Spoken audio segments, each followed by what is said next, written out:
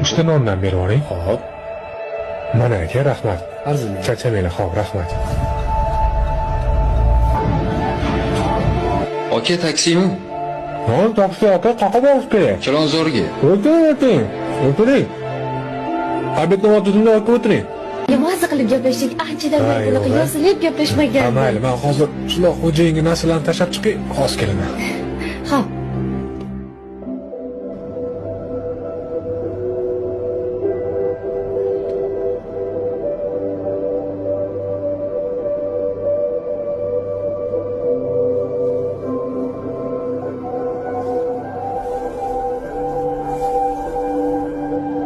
Nonmi?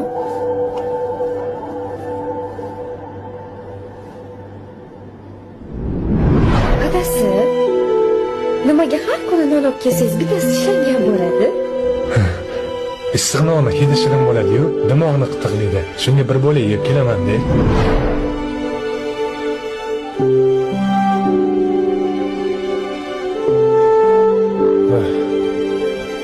Ketdikmi? Umid aka, tushlikda nima yedingiz?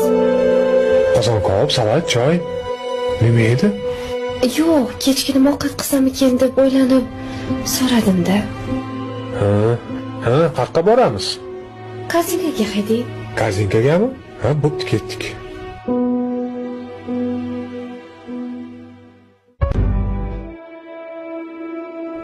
Dilbar, qara, kattasini olaymi yoki kichkinasini? Kattasini ola qoling. Aha. Umid aka, Ha?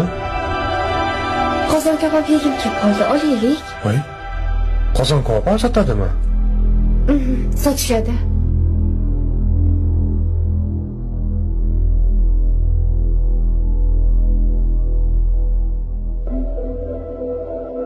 Dilbar, bu qozon kabob emas, non-ku.